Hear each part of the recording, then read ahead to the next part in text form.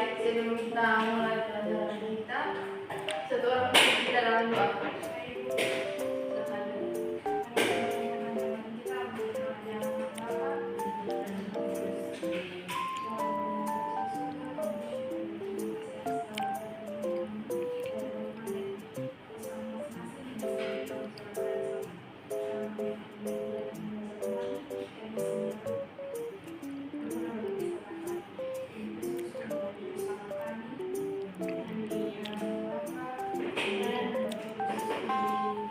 Baik, sebelum kita mulai, Ibu absen dulu ya.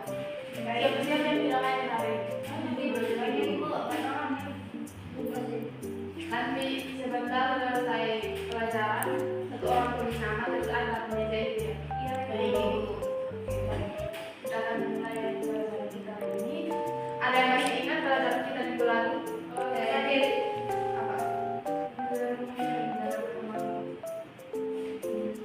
Salah.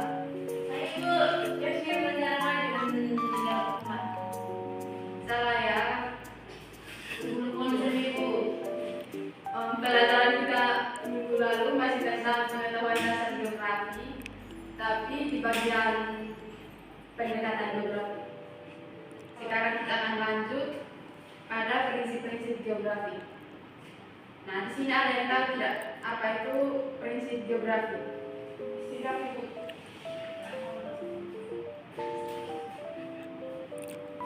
Baik, jadi prinsip geografi adalah prinsip yang digunakan sebagai landasan dalam menjelaskan suatu gejala atau fenomena yang terjadi. Oke, baik kita lanjut. Ada yang tahu tidak prinsip-prinsip geografi dibagi menjadi berapa bagian? Berapa? 10 atau 4? Yang betul empatnya itu. Ada yang tahu tidak? Prinsip-prinsip apa tadi? Ada interrelasi,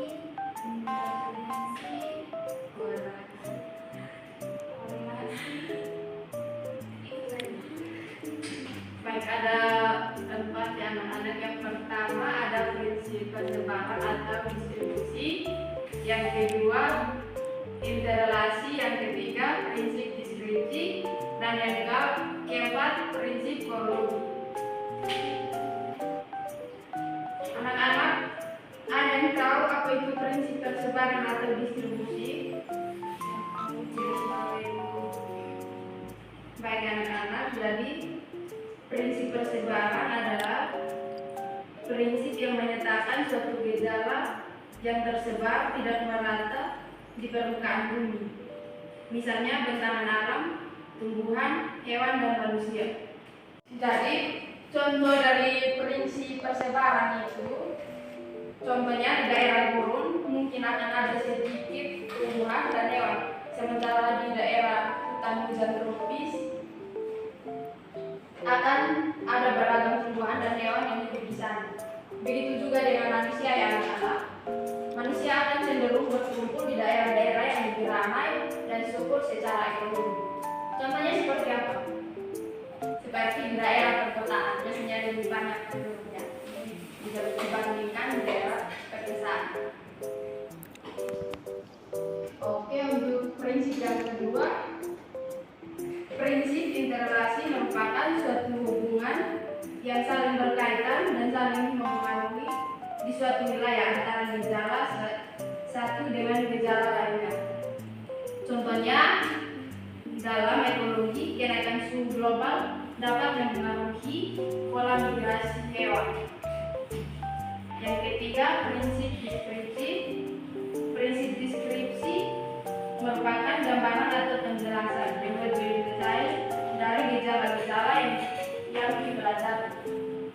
Contohnya, dalam ilmu pengetahuan prinsip deskripsi dapat digunakan untuk menggambarkan karakteristik fisik atau suatu objek seperti warna, ukuran, bentuk, dan tekstur.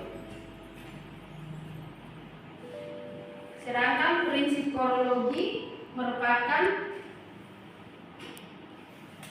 gejala atau fakta maupun masalah yang ditinjau dari persebaran, interrelasi, dan prinsip-prinsip deskripsi. Oke, kita lanjut. Yang berikut ada aspek-aspek geografi.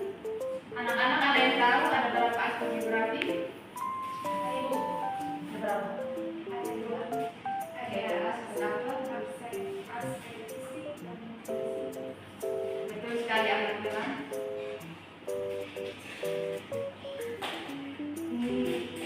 Ada yang tahu tidak? Pengertian dari aspek fisik. Baik anak-anak, jadi aspek fisik adalah aspek yang mengkaji unsur-unsur biosfer yang bersifat fisik, antara lain meliputi ada aspek topologi, aspek biotik dan non-biotik. Sedangkan untuk aspek non-fisik mengkaji tentang manusia dan segala aktivitasnya, seperti aspek budaya, aspek ekonomi, aspek sosial, dan aspek politik. Anak-anak, untuk lebih mempersingkat waktunya, kalian buat satu-satu saja. Untuk kelompok fisik buat salah satu, kelompok non fisik juga salah satu. Siapa yang maju di depanmu? Aja. Silakan jalan. Kamu dari kelompok apa? Dari Baik, terima kasih sudah berkesempatan. Pertama itu aspek non fisik yang menggunakan sosial. Aspek sosial itu maksudnya aspek yang meliputi unsur-unsur tradisi, istiadat, komunitas, kelompok masyarakat. Yang kedua itu ekonomi, itu aspek yang mempelajari tentang hubungan antara aktivitas ekonomi masyarakat dan faktor-faktor geografis. Terima kasih atas kesempatan diberikan kepada kami. Dan dari kita dari kelompok 1 akan mempresentasikan hasil kami. Di sini kami bahas tentang aspek fisik yaitu biotik, yaitu karakteristik manusia, hewan dan tumbuhan. Terima kasih. Terima kasih. Baik, sebelum kita kembali, Ibu mau memberitahukan kepada anak-anak minggu depan kita ada ujian tes ya. Ujiannya ada soal pilihan gandanya 10 nomor dan soal lainnya 5 nomor. Kalian jangan lupa belajar ya materinya di materi pertemuan pertama kedua dan ketiga. Oke, baik. Sebelum kita kembali, anak ini silakan menunjuk dalam dua.